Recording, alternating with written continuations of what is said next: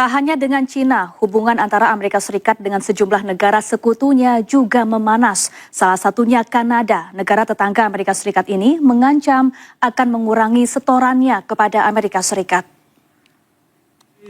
The days of our military sending 70 cents of every dollar to the United States are over.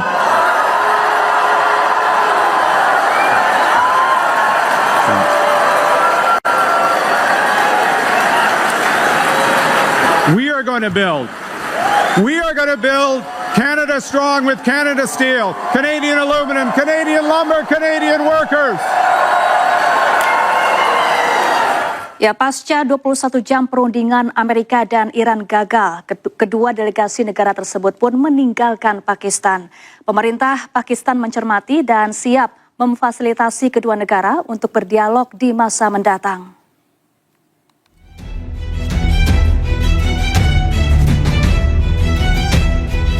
Pasca perundingan antara Amerika dan Iran gagal, delegasi Amerika, Wakil Presiden Amerika Serikat J.D. Vance meninggalkan Pakistan pada Minggu pagi waktu setempat.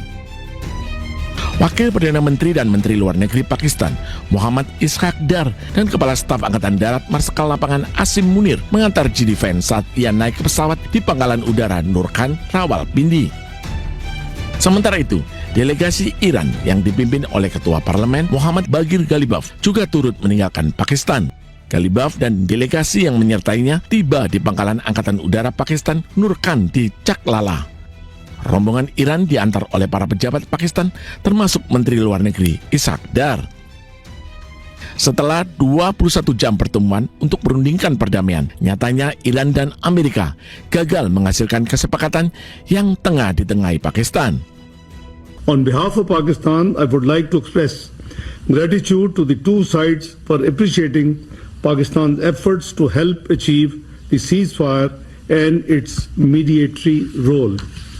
We hope that the two sides continue with the positive spirit to achieve durable peace and prosperity for the entire region and beyond.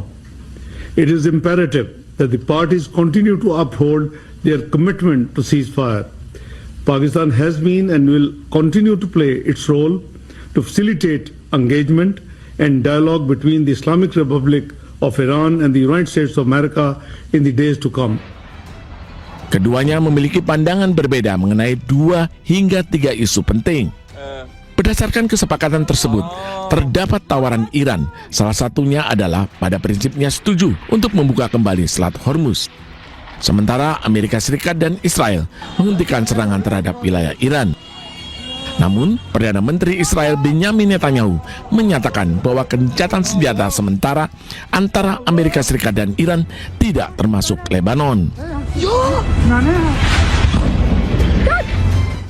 Ya, pemirsa, perundingan damai antara Amerika Serikat dan Iran gagal menghasilkan kesepakatan untuk mengakhiri perang. Menurut Amerika, salah satu poin yang tidak mencapai kesepakatan adalah permintaan Amerika yang meminta Iran untuk menghentikan produksi senjata nuklir.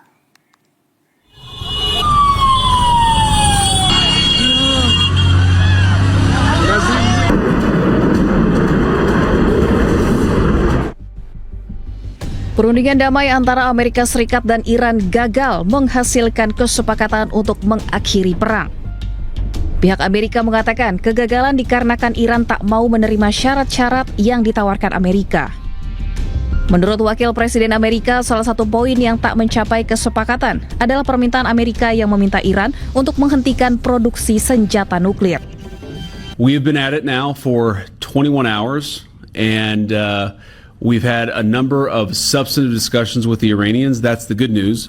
The bad news is that we have not reached an agreement, and I think that's bad news for Iran much more than it's bad news for the United States of America. So we go back to the United States having not come to an agreement. We've made very clear what our red lines are, what things we're willing to accommodate them on, and what things we're not willing to accommodate them on. And we've made that as clear as we possibly could, and they have chosen not to accept our terms. But the simple question is, do we see a fundamental commitment of will for the Iranians not to develop a nuclear weapon, not just now, not just 2 years from now, but for the long term? We haven't seen that yet. We hope that we will. Sementara itu, Ketua Komisi Keamanan Nasional Parlemen Iran menyatakan tetap tidak mempercayai Amerika meski telah terlibat dalam fase negosiasi. Iran juga menegaskan masalah Selat Hormuz bukanlah hal yang masuk dalam poin negosiasi dengan Amerika.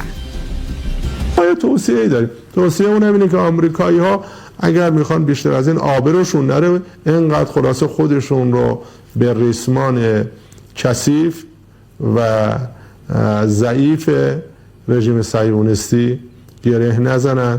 خوب است آبروی آمریکا رو بیشتر از این نبرن. سیاست‌گذاری در کشور تو حوزه‌های کلان و راهبردی خب قطعاً با نظر رهبر انقلاب اسلامی است.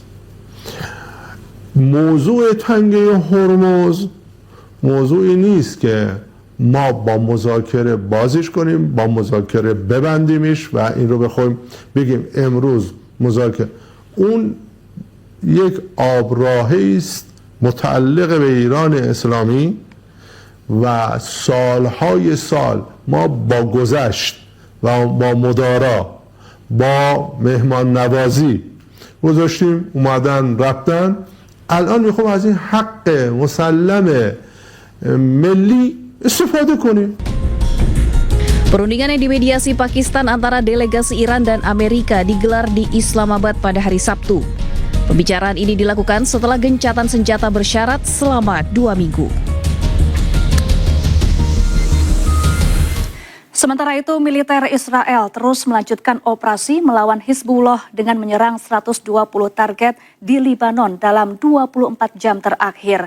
Akibat serangan, sejumlah bangunan dan fasilitas umum rusak.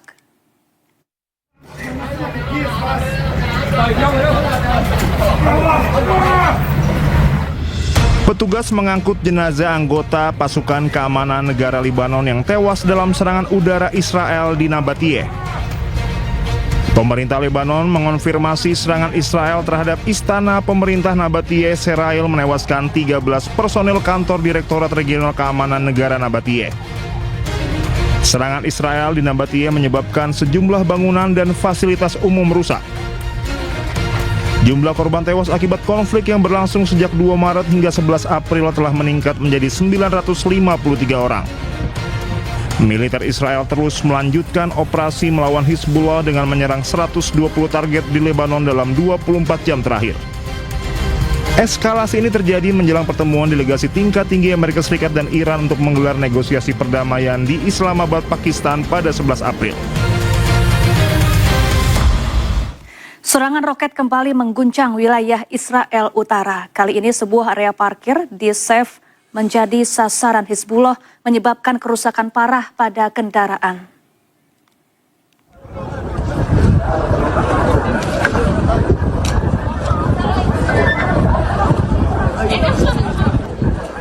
Sejumlah kendaraan yang terparkir tampak hancur, potongan logam berserakan dan beberapa kendaraan lainnya mengalami kerusakan berat akibat dampak serangan roket.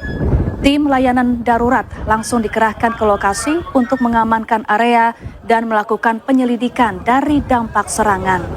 Hingga kini tidak ada laporan korban jiwa, sementara investigasi masih terus berlangsung.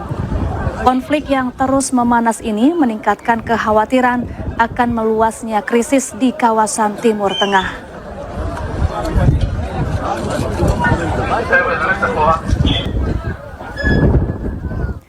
Pemirsa, pejuang Hizbullah juga merudal pangkalan Zionis di Stella Maris, Israel.